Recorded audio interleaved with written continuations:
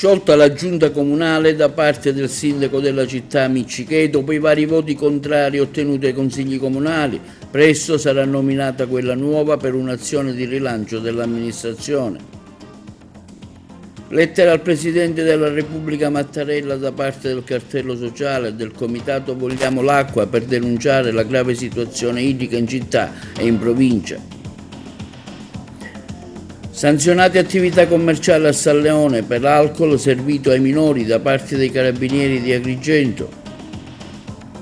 La polizia di Messina, in collaborazione con quella di Agrigento, hanno arrestato un cittadino agrigentino trovato in possesso di 12 kg di cocaina mentre sbarcava dal traghetto dentro l'auto.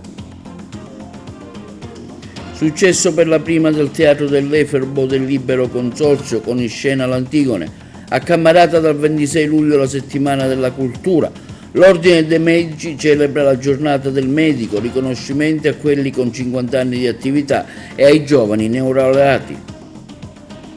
Nuove acquisizioni da parte della società dell'Agragast in vista della nuova stagione sportiva.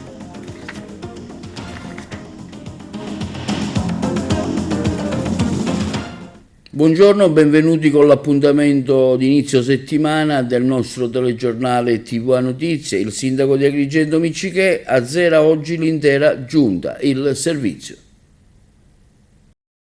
Il sindaco di Agrigento Franco Miccichè ha azzerato oggi l'intera giunta. Il primo cittadino ha revocato le deleghe agli assessori che fino a questo momento lo avevano sostenuto alla guida dell'amministrazione comunale agrigentina, una mossa, quella di Franco Miccichè, attesa da qualche settimana. Al sindaco erano stati mandati dei messaggi dalle varie forze politiche, comprese quelle che lo sostengono, con il voto in consiglio comunale.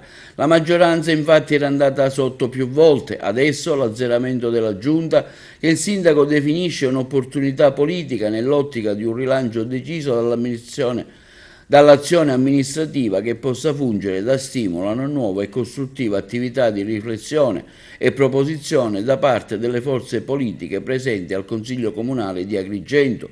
Da oggi quindi lasciano l'incarico gli assessori Gioacchino Alfano, Carmelo Cantone, Costantino Ciulla, Patrizia Lisci, Gerlando Piparo, Gerlando Principato, Alessandro Sollano, Aurelio Trupia e Marco Vullo.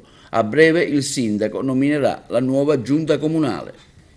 I cittadini agrigentini firmano una lettera inviata al Presidente della Repubblica Sergio Mattarella su iniziativa del comitato Vogliamo l'acqua e del cartello sociale per gridare i gravissimi disagi che sta subendo la popolazione per la mancanza di acqua, il servizio.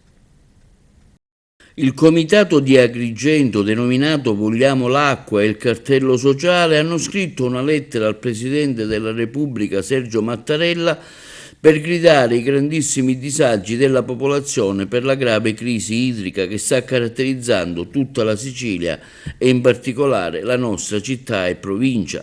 Dopo la grande manifestazione organizzata dai due organismi, Comitato e Cartello, che ha visto la partecipazione di più di 2000 cittadini, si continua a gridare il grande sgomento e disappunto alla non decisione prese da tempo, perché la crisi era già prevedibile, e soprattutto al fatto che proprio perché si è dentro una grave crisi straordinarie dovrebbero essere le misure da mettere in campo. L'intero genio civile e militare della protezione civile e soprattutto l'intervento economico adeguato che nell'immediato porti a superare la grave crisi e nel prossimo futuro si programmi una serie di investimenti sul territorio perché si costruiscano le infrastrutture necessarie per non fare più vivere crisi come l'attuale alla popolazione agrigentina. La lettera, sottoscritta in pochissimi giorni da circa 1400 cittadini, è stata inviata per conoscenza al Presidente della Regione Schifani, all'assessore regionale Roberto Di Mauro, al prefetto di Agrigento e al sindaco di Agrigento Miccichè. E sempre sull'emergenza idrica, presso il Palazzo del Governo della Prefettura si è tenuta una riunione presieduta dal consigliere Dottor Michelangelo Sardo tra una delegazione di ANACI, Associazione Nazionale Amministratori Condominiali e Immobiliari, e i vertici dell'AICA al fine di esaminare le criticità connesse alla grave crisi idrica che interessa diversi comuni della nostra provincia. La discussione in special modo ha riguardato l'erogazione del servizio idrico ai condomini, per i quali verrà istituito un numero dedicato trattandosi di massa critica dell'utenza generale. A margine della stessa è stato assunto un ulteriore impegno da parte di AICA affinché siano garantiti a giorni stabiliti con l'associazione ANACI gli approvvigionamenti speciali a servizio esclusivo dei condomini che necessitano della fondamentale risorsa idrica. E intanto stamani una riunione della cabina di regia idrica presso il Genio Civile di Agrigento per fare il punto sulla grave mancanza di acqua e soluzioni possibili. Sanzionate 2 attività commerciali a San Leone per alcol servito ai minori. L'iniziativa è dei Carabinieri di Agrigento. I carabinieri del comando provinciale di Agrigento hanno intensificato i controlli del territorio con mirati servizi volti a garantire nelle zone del capoluogo dove si svolge la movida, particolarmente frequentate dai giovani, anche il rispetto della normativa in materia di somministrazione di alcol. I controlli effettuati nel fine settimana negli esercizi pubblici dai militari delle stazioni dei carabinieri di Villa Seta e di Villaggio Mosè hanno consentito di sanzionare 2 attività commerciali che avevano somministrato bevande alcoliche a un 16enne e a un 17enne. Chi vende alcol a minori, infatti, si espone a sanzioni severe che vanno dalle multe pecuniarie alla chiusura temporanea delle attività. I controlli dell'Arma dei Carabinieri mirano anche a sensibilizzare i gestori dei locali pubblici al rispetto delle leggi che regolano la somministrazione di bevande alcoliche ai minori. L'obiettivo è quello di creare un ambiente sicuro per i giovani e contrastare fenomeni come il consumo di alcol da parte dei minorenni con i suoi potenziali rischi per la salute e la sicurezza in generale.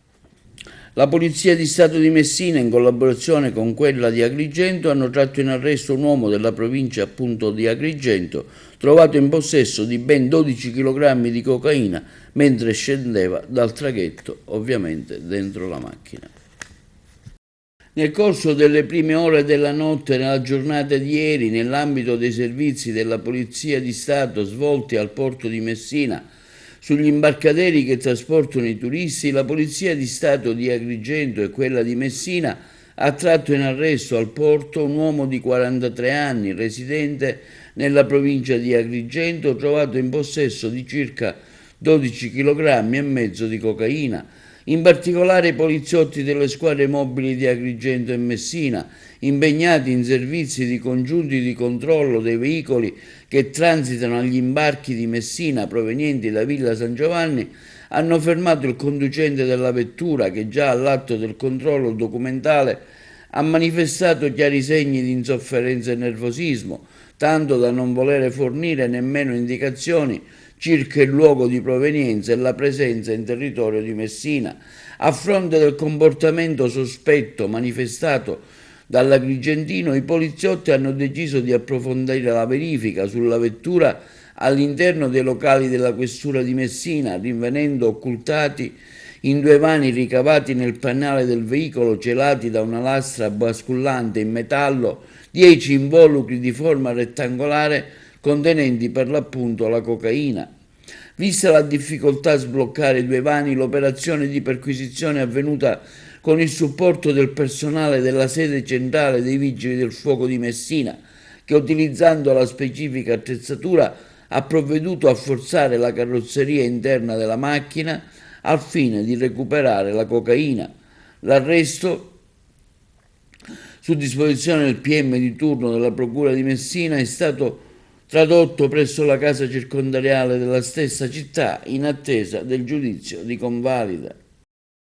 Lutto cittadino proclamato dal sindaco di Raffadali Silvio Cuffaro nella giornata di oggi in occasione dei funerali di Salvatore Spoto, il ragazzino di 13 anni morto nel pomeriggio di venerdì scorso nella spiaggia delle Pergole a Realmonte. Il giovane è stato subito trasportato in ospedale a San Giovanni di Dio nel reparto di rianimazione. Inutili sono stati gli interventi per toglierlo dalla morte, avrebbe sofferto di una patologia cardiaca. Il lutto cittadino è per testimoniare l'abbraccio alla famiglia da parte di tutta la comunità e dell'intera amministrazione comunale di Raffadali. Inaugurato al Giardino Botanico di Agrigento il ciclo di spettacoli del cartellone 2024 del Teatro dell'Efebo, organizzato dal Libero Consorzio Comunale di Agrigento, la tragedia Antigone, prima dei 5 eventi della rassegna del Teatro Classico e del Mito, che ricordiamo va dal 21 luglio al 15 settembre, ha riscosso grande successo tra il pubblico che ha affollato l'antica cava del Giardino Botanico, che la stessa regista Cinzia Maccagnato ha definito uno dei luoghi più suggestivi per gli eventi culturali di altissimo livello. Noi abbiamo seguito l'evento.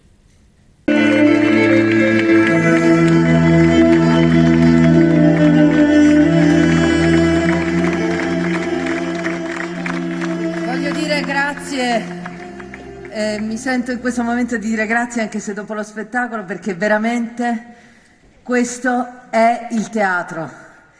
Con il vostro ascolto è stato per noi importante e questo è il teatro e grazie davvero e spero che questo sia un nuovo inizio, un inizio importante per questa città e siamo felici di essere stati noi a dare questo inizio. È importante quello che avete fatto, il vostro ascolto, abbiamo fatto il teatro insieme. Vi ringrazio veramente di cuore, è stata un'emozione. Grazie, grazie, grazie.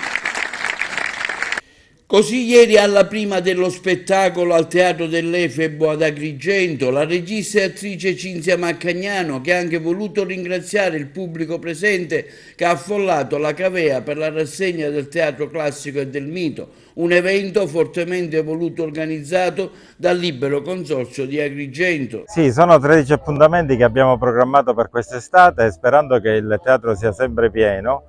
E dopo l'inaugurazione l'anno scorso e il grande successo di questo splendido spazio magico, abbiamo portato avanti questa programmazione. Iniziamo con la rassegna del Teatro Classico e del Mito, con 2 tragedie che sono collegate fra di loro, Antigone e 7 contro Tebe, e poi continueremo con altri 3 spettacoli che sono il Rapimento di Proserpina, Cocalos e il Icaro, il pensiero in movimento. Pensiamo con questo di poter non solo soddisfare le aspettative degli agrigentini, ma gravitare su Agrigento un aumento del turismo degli eventi, perché mi diceva proprio il produttore che è qui dello spettacolo che proprio questa fascia della Sicilia non è servita da questo tipo di spettacoli quando abbiamo una forte presenza su Siracusa, Taormina e Catania. Quindi Agrigento si candida ad essere anche questa una sede per turismo degli eventi.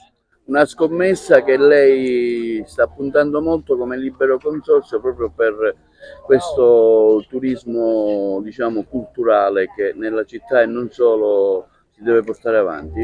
Certo, in vista di Agrigento Capitale della Cultura bisogna rafforzare le filiere turistiche e fare in modo che i nostri turisti non siano qua solo di passaggio, perché bisogna creare, diciamo, delle integrazioni rispetto all'offerta del Parco della Valle dei Templi, che spesso è una visita che per molti significano soltanto stare 2-3 ore e poi andare via in altre destinazioni, quindi il più delle volte i nostri turisti dormono un'ora. Sindaco, Agrigento, capitale della cultura, come Siracusa, con questa rassegna teatrale dell'Efebo cui il Libero Consorzio sta particolarmente scommettendo? Sì, stasera c'è la prima qui l'Antigone al Teatro dell'Efebo. Devo fare complimenti io al dottor Achille Contino, all'intero staff che lo sta supportando, al commissario Bologna che ha sposato in pieno questa iniziativa. E come dicevi bene, Agrigento come Siracusa finalmente al suo teatro in questo sito meraviglioso, una cavea che è un sito di lavoro, un sito di sofferenza 2600 anni fa, è diventato un sito di cultura, di grande cultura, disponibile a tutti gli agrigentini e anche per tutti i turisti che verranno qui ad Agrigento. Cinzia Maccagnano nella parte di Creonte, questa sera al debutto al Teatro dell'Efebo qui ad Agrigento. Sì, è bellissimo essere qui, intanto è un luogo che stiamo inaugurando e che trovo veramente affascinante, con quelle pietre che parlano e io sono veramente felice di essere qua, come tante altre volte sono stata spesso a Cattolica Eraclea, insomma in questo territorio che è sempre magico e che frequento da quando ero giovanissima e quindi sono molto molto contenta di tornare qui. Ecco, cos'ha di particolare questa messa in scena dell'Antigone? L'Antigone innanzitutto è un classico, forse è il classico che in assoluto parla sempre a tutti noi perché ci pone delle questioni importanti, cioè quali sono le leggi che bisogna seguire, se sono quelle degli uomini, quelle degli dei, quelle morali, quelle che non sono scritte da nessuna parte. Parla della scelta, ecco, la scelta che compie Antigone è una scelta di coraggio, ma tutti noi ogni giorno siamo sempre portati a compiere qualche scelta, a volte lo facciamo consapevolmente, a volte no, però la questione della scelta è una questione fondamentale per l'essere umano. Antigone è una produzione dell'Associazione Culturale Tetide che rappresento per Amelanos Festival, un ciclo di rappresentazioni classiche che si svolge al Teatro Antico di Catania nel mese di maggio. È diretta dalla regista Cinzia Maccagnano, la protagonista Antigone è Giulia Galiani. I nostri attori, il nostro cast è composto da attori da tutta Italia, attori professionisti diplomati nelle maggiori accademie italiane, i nostri tecnici a partire dall'attore Luce, Elvia Maniera, il nostro fonico Angelo Zizza e il nostro costumista scenografo, un agrigentino, quindi è del territorio, Vincenzo Lamentola. Oggi siamo onorati veramente di essere in questo spazio stupendo, particolare e suggestivo come appunto è il Teatro dell'Efebo. Portiamo in scena Antigone, questo testo classico, questa tragedia di Sofocle, tenendo fede a quello che è il testo e grazie alle intuizioni della regista Cinzia Maccagnano anche con delle innovazioni sempre inerenti al testo, quindi porteremo in scena un testo millenario che ancora oggi ci parla con voce suadente e che è attualissimo, e quindi siamo veramente molto felici. Ringrazio la provincia di Agrigento nella persona del commissario Bologna, del direttore Contino, per l'ospitalità e per averci dato questa bellissima possibilità. Ricordiamo brevemente l'altro appuntamento che ci sarà, sempre tra qualche giorno. È il 24, mercoledì, 7 contro Tebe, legata alla tragedia Antigone, perché le due vicende sono legate, per quanto 7 contro Tebe sia una tragedia di Eschilo, ma che raccontano l'antefatto di quello che succederà questa sera nell'Antigone, quindi i fratelli Eteocle e Polinice appunto saranno i protagonisti dei 7 contro Tebe, che andrà in scena il 24, e devo fare un grande applauso appunto alla provincia che ha voluto raccontare e portare in scena due tragedie classiche nel luogo naturale, no? Questa cava stupenda dove il classico trova finalmente il proprio habitat, il proprio luogo. Figlio, tu sei morto per la mia follia, non per la tua! La tua sposa è morta! Chi sei tu? Che parli con la voce della morte? Oh, porco affamato di Ade! Ero morto! E ancora mi uccidi!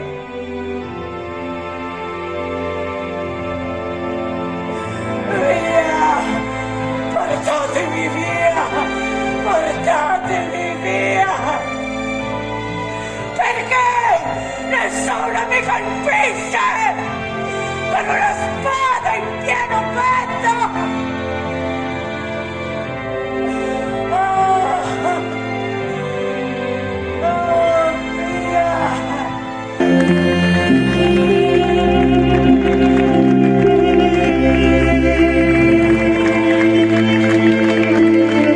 Al via a Cammarata la nuova edizione della Settimana della Cultura dal 26 luglio al 4 agosto attraverso spettacoli, performance, musica, letteratura, eventi che si realizzeranno all'interno del centro storico del comune cammaratese.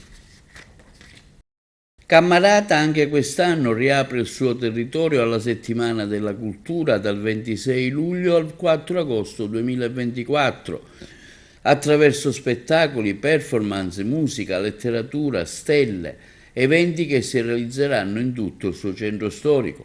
Il sindaco di Cammarata, Giuseppe Mangiapane, e l'amministrazione comunale promuovono una varietà di attività che possono offrire adesione emotiva, intellettuale e ludica ai suoi cittadini, ma ovviamente anche a coloro che vorranno seguirci in quei giorni. Donna, Sicilia e dintorni, questo è il nostro titolo che privilegia il femminile. l'immortale cultura arcaica della nostra mitologia e delle tradizioni, il territorio per una sua concreta riqualificazione, ma soprattutto un'attenzione ai cittadini, ai giovani che ancora credono nelle nostre risorse, ai meno giovani che vogliamo incontrare nelle piazze.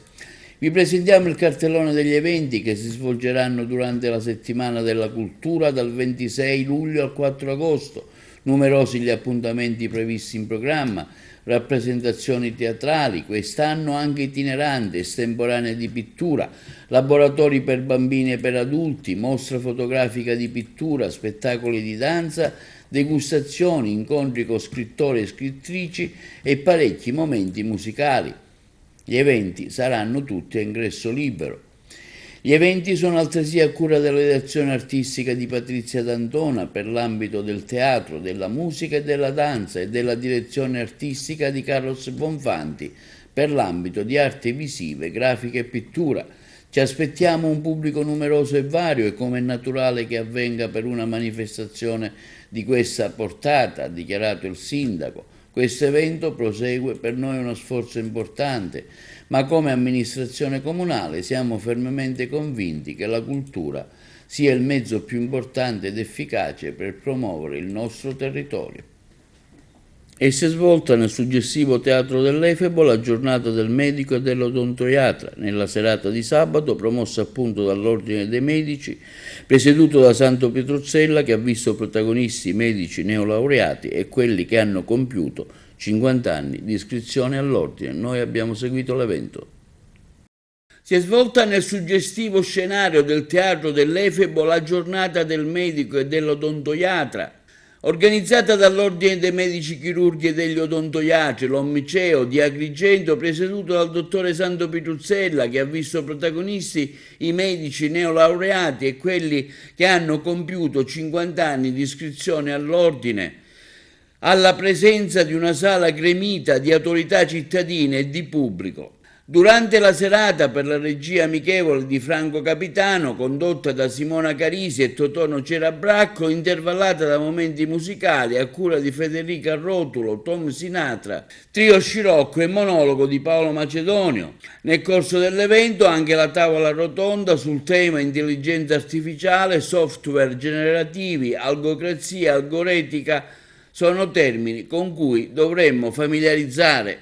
Oggi è un giorno importante per la sanità agrigentina, per i colleghi, per tutti noi, perché ci sarà il giuramento dei giovani iscritti al nostro albo dei medici e degli odontoiatri e sarà l'ingresso ufficiale nella vita da professionisti della medicina, che saranno coloro i quali assicureranno la salvaguardia della nostra salute per tanti e tanti anni. E la cosa più importante è che accanto a loro ci saranno i colleghi che compiono 50 anni di laurea, che tanto hanno dato in termini di qualità e di quantità e che sicuramente hanno contribuito a fare grande la sanità agrigentina. Ecco, è un passaggio di testimone che i meno giovani faranno ai più giovani, dove trasmetteranno esperienza, etica, rapporto medico-paziente, tutti questi fattori che sono importanti ed altri per quanto riguarda la nostra professione. Come è cambiato negli anni il lavoro del medico? Il lavoro del medico è cambiato perché è cambiato il mondo. Siamo partiti dalle scritture a mano al computer, siamo passati all'intelligenza artificiale. Quindi io sono partito nel 75, quindi l'anno prossimo compirò 50 anni di laurea, quando si scriveva tutto a mano. Nel 91 ho cominciato a usare il computer, oggi l'intelligenza artificiale ha fatto passi da giganti. È cambiato anche il rapporto allora non esistevano i social media, non esistevano WhatsApp, non esisteva la mail, e il rapporto era solo personale, fisico, permettetemi. Oggi c'è anche questo rapporto bellissimo medico-paziente fisico, ma credo che si sia un poco diradato. alla luce di queste novità tecnologiche e sull'intelligenza artificiale in particolare, speriamo che riusciamo sempre a governarla e a non subirla. Senti, anche una tavola rotonda questa sera? E la tavola rotonda si parlerà appunto di intelligenza artificiale, si parlerà dell'etica, abbiamo Don Angelo Chillura presente, saranno tanti altri risvolti esaminati e ripeto, ci ha colti di sorpresa l'intelligenza artificiale e quindi stiamo assistendo, permettetemi, un uomo che si va avvicinando alla macchina e la macchina che si va umanizzando. Ecco, abbiamo questo, però questo mi può preoccupare da un lato, dall'altro sono fiducioso e tranquillo e traggo questa fiducia dalla riflessione che ha fatto il professore Pizzichini, un teologo, ingegnere aerospaziale, quando è stato il 9 marzo, voi eravate presente alla Lucchesiana, quando ha concluso dicendo: con l'intelligenza artificiale, tutte queste cose danno le risposte ma non fanno le domande, sono qualcosa ma non qualcuno. Questa giornata è una giornata importante perché entrare in maniera ufficiale nel mondo della professione e giurarne fedeltà nel gestirla e professarla facendo riferimento ai canoni della deontologia, della correttezza professionale, del rispetto della salute del paziente, che è il bene supremo che a noi viene affidato, perché in quanto medici, e nel caso nostro medici odontoiatri, abbiamo l'onore e la responsabilità di gestire la salute orale dei nostri pazienti. Ma è una giornata importante perché giurare significa dare un atto di fedeltà eterna e che sarà la condizione che caratterizzerà tutta la nostra attività futura come professionisti. Noi come odontoiatri siamo, tra virgolette, una professione ancora giovane, perché quest'anno si realizzano i primi 40 anni dei laureati in odontoiatria, quindi ancora noi non abbiamo la fortuna, la gioia e l'onore di poter festeggiare i nostri colleghi nel 50° anno di laurea, quindi dobbiamo attendere un pochettino. Però la nostra professione, la professione odontoiatrica, ha raggiunto livelli di grande eccellenza e possiamo con orgoglio dire ai nostri giovani che oggi entrano nell'ordine professionale di essere protagonisti di un'odontoiatria che è la migliore a livello mondiale. L'odontoiatria italiana è un'odontoiatria di eccellenza e anche i giovani oggi iniziano l'attività professionale con grande competenza. Questo è il messaggio che deve arrivare a tutti i cittadini, ecco, affidarsi con fiducia anche ai giovani odontoiatri, perché sono tutti giovani esperti, qualificati e che oggi, grazie ad una formazione continua in medicina, garantiscono a tutti noi un costante aggiornamento su quelle che sono le innovazioni. Si parlava poc'anzi di un mondo che cambia con intelligenza artificiale, con dei programmi che sono al servizio e che devono essere al servizio nostro, di noi professionisti, non temendoli, perché devono essere quella estensione di una intelligenza, di una mente incarnata che vede negli strumenti complementari alla nostra attività un arricchimento delle potenzialità che noi possiamo offrire a livello diagnostico e curativo ai nostri pazienti.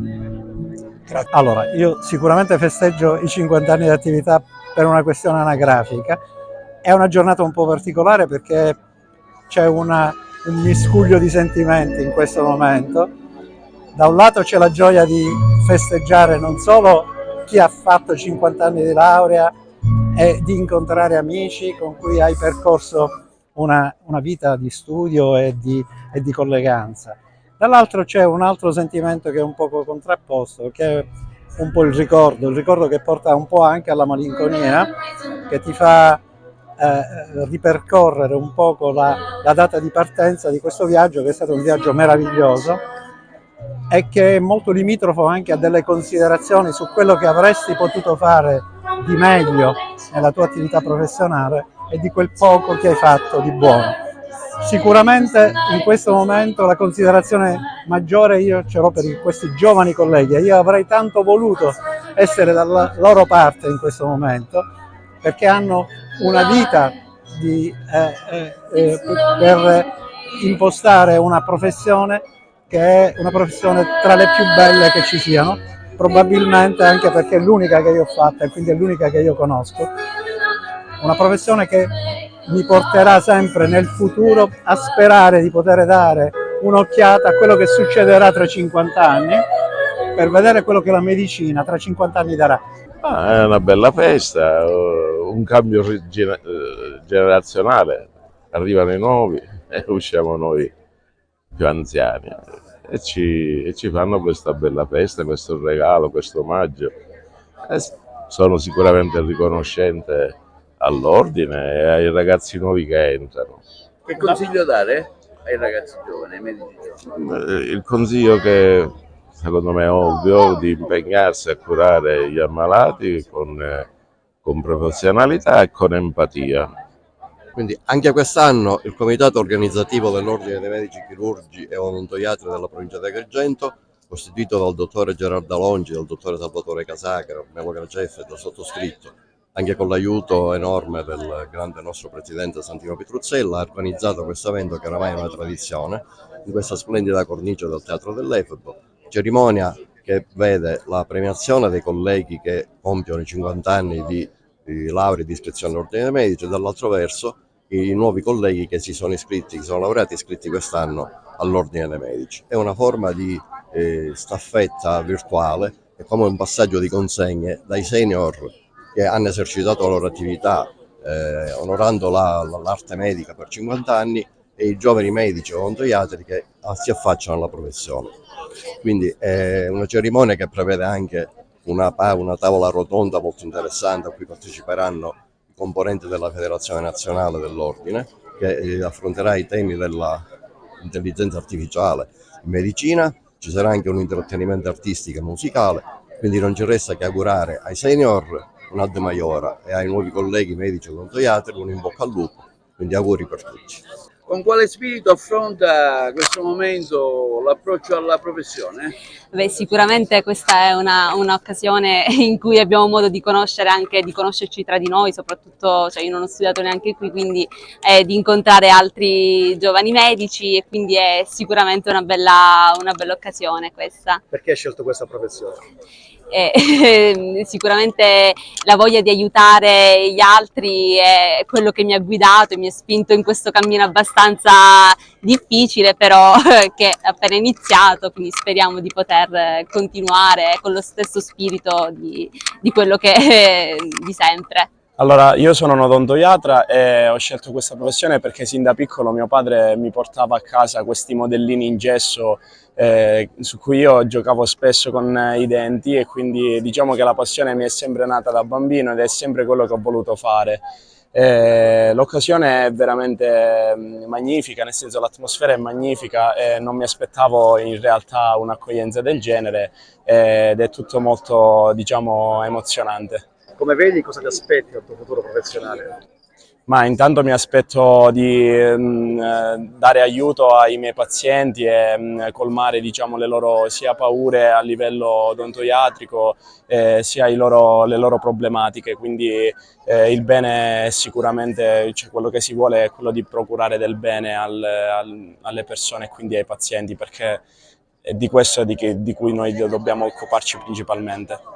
Dottore Capitano, lei è alla regia di questa bella serata organizzata dall'Ordine dei Medici? Sì, e alla seconda io dico amichevole regia perché la prima è stata quella al Teatro Pirandello dello scorso 20 novembre.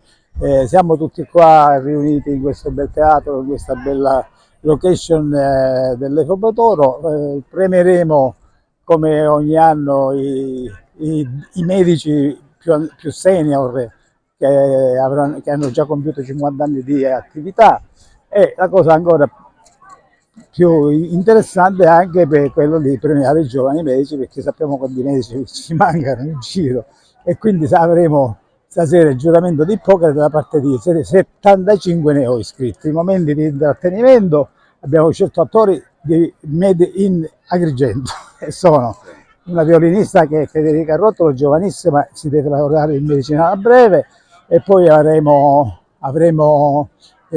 Paolo Macedonio, che voi tutti conoscete e che fa servizio sempre su Rai Roma, e poi il grande Tom Sinatra, che ci fa onore in tutta l'Italia e in tutto il mondo. Io sono ben felice di averli stasera qua e speriamo che tutto si svolga come è giusto che sia. Linea alla regia per la pubblicità. Domenica di fuoco in Sicilia sono stati 23 gli incendi nell'isola dovuti al caldo torrido e ai venti di scirocco. Ce ne parla la redazione di Trapani. Una Sicilia che brucia, forestali, vigili del fuoco e volontari della protezione civile sono stati impegnati durante la domenica di ieri nello spegnimento di circa 20 incendi in Sicilia. A bruciare sono praticamente quasi tutte le province. Fiamme nel Palermitano a Godrano, in contrada Cannitello, nel Trapanese a Salemi, in contrada San Giuseppe. Almeno 4 i punti del territorio comunale di Agrigento, siamo a Menfi, da dove già nelle prime ore di ieri si sono sprigionati altrettanti roghi. In contrada Cava del Serpente le fiamme avrebbero anche lambito alcune abitazioni, originate da roghi di sterpaglie alimentate dal vento di scirocco che ha soffiato sul territorio e lo sta ancora facendo. Le fiamme si sono pericolosamente estese in pochi minuti, raggiungendo diverse zone, comprese quelle abitate. Per tutto il giorno gli interventi di spegnimento del fuoco operati da diverse squadre di vigili del fuoco e corpo forestale dello Stato, che dai vari distaccamenti vicini si sono concentrate poi sulla zona. Gli incendi hanno interessato in particolare le contrade Agareno e Sant'Antonio, ma anche un paio di strade del centro abitato, ossia via Portopalo e via del Serpente. Siamo sempre a Menfi, nell'Agrigentino. Una villa nei pressi della strada statale 115 è stata raggiunta dalle fiamme, alimentate anche da cumuli di spazzatura abbandonate e alcune strutture in legno, e il giardino sono stati così divorati dal rogo. In contrada Sant'Antonio il fuoco ha invece raggiunto alcuni mezzi agricoli che sono stati completamente avvolti dalle fiamme. Siamo certi che dietro questi episodi ci sia la mano criminale dell'uomo, dice intanto il sindaco Vito Clemente, che sta effettuando i vari sopralluoghi per verificare personalmente quello che è successo. Al momento l'area boschiva del Magaggiaro, il nostro polmone verde, ancora detto il sindaco, è al sicuro, al lavoro per verificare eventuali rischi per la popolazione e anche il personale della protezione civile, i carabinieri, la guardia di finanza e la polizia municipale. 80 ettari di macchia mediterranea in fumo nel pomeriggio anche nelle contrade Acquanoce, Biviere, Cannitello, una fascia che si trova vicina alla riserva del bosco di Ficuzza nel Palermitano. Le fiamme hanno lambito diverse case nelle quali si è resa necessaria l'evacuazione precauzionale di una decina di famiglie.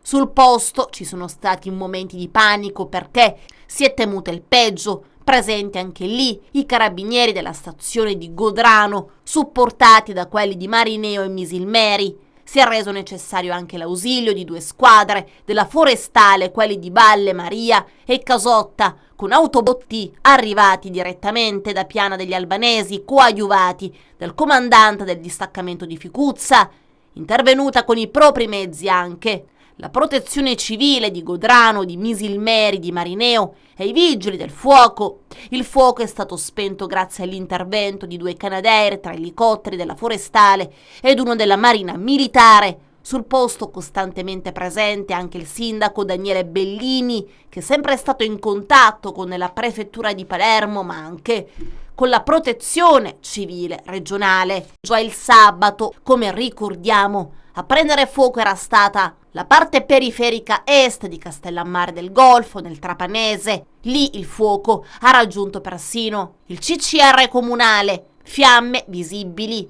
anche da Alcamo Marina e in prossimità dello scorrimento veloce Alcamo-Partinico. E a Sant'Agata Militello un sit-in per dare dignità al nosocomio che serve circa 80.000 abitanti. Il servizio dei colleghi di Messina.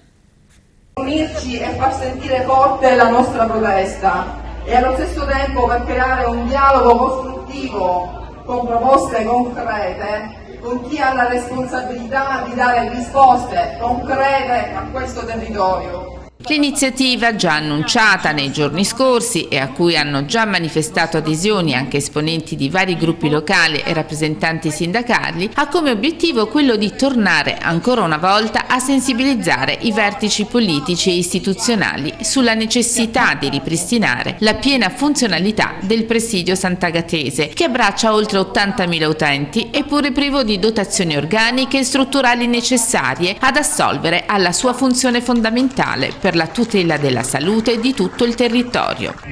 Nancy Starbaggi, attivista del Comitato in difesa dell'ospedale di Sant'Agata Militello, oggi questo importante incontro. Da un paio di mesi che cittadini, membri di associazioni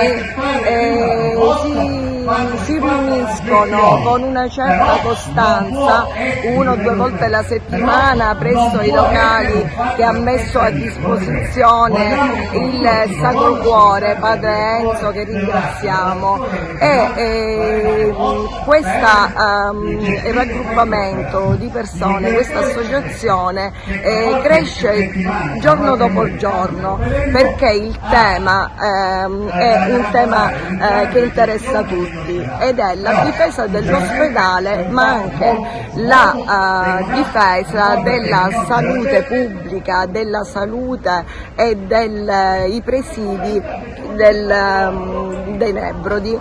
L'occasione della chiusura del reparto di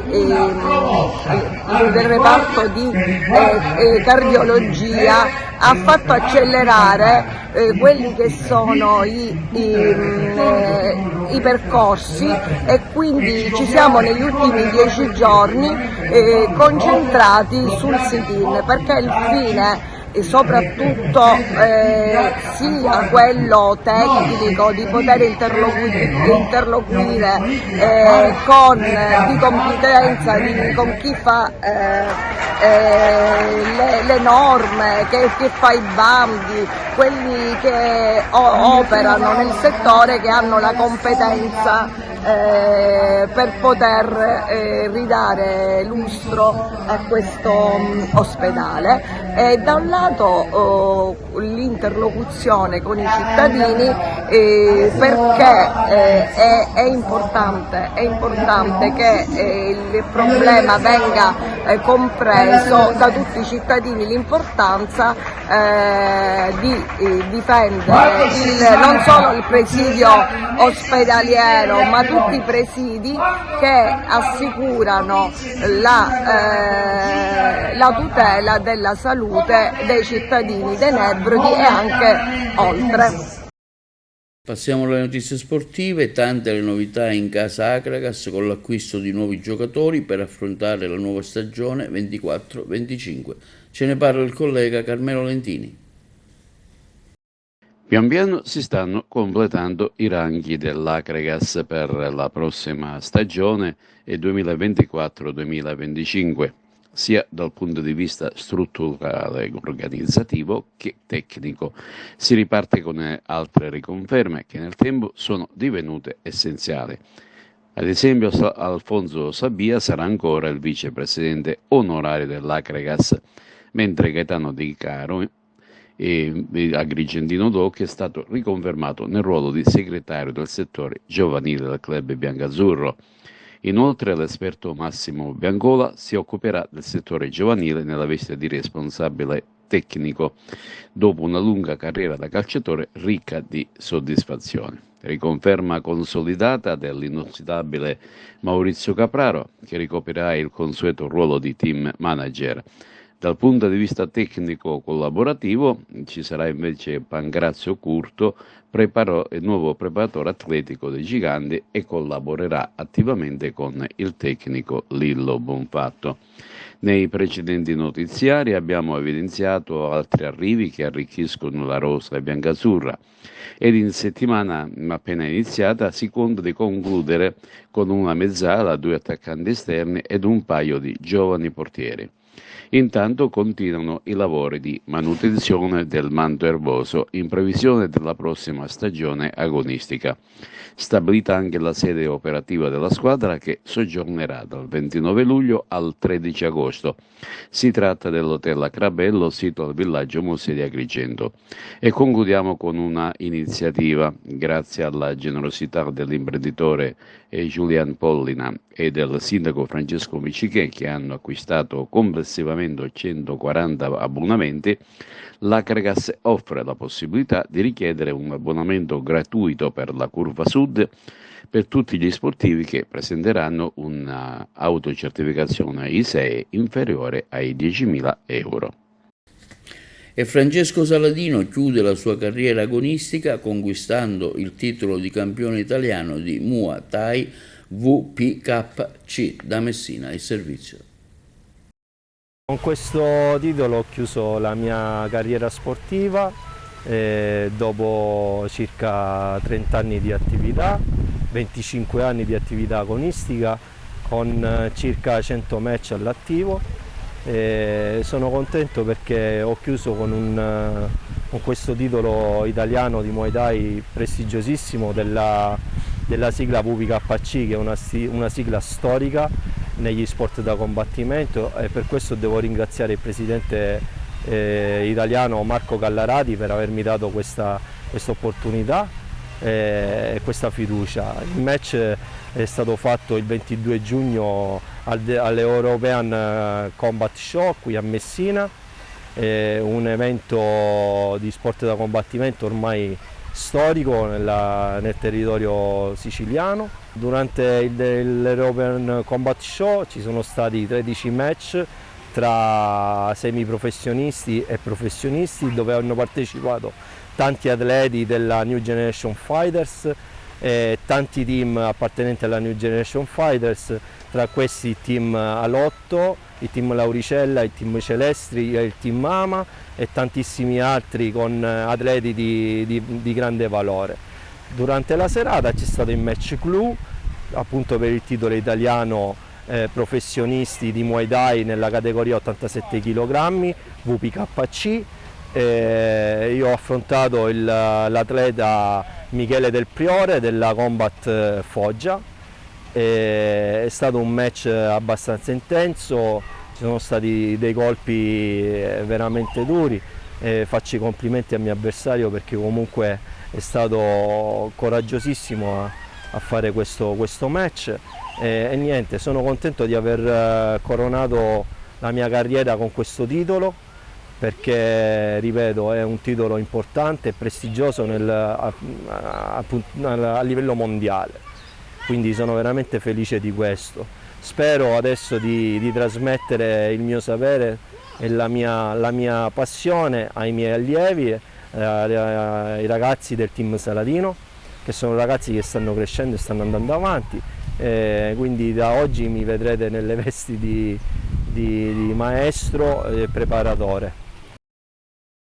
E questo è tutto per l'edizione di oggi. Vi ricordiamo che i nostri programmi sono visibili sul canale che serve l'intera Italia 268 del digitale terrestre, il telegiornale sul canale 93 di Video Sicilia alle ore 15, alle 20 e replica la mattina alle 9 e sul sito www.televideoagrigento.tv in tutto il mondo. E questo è tutto per oggi e vi auguriamo una buona serata.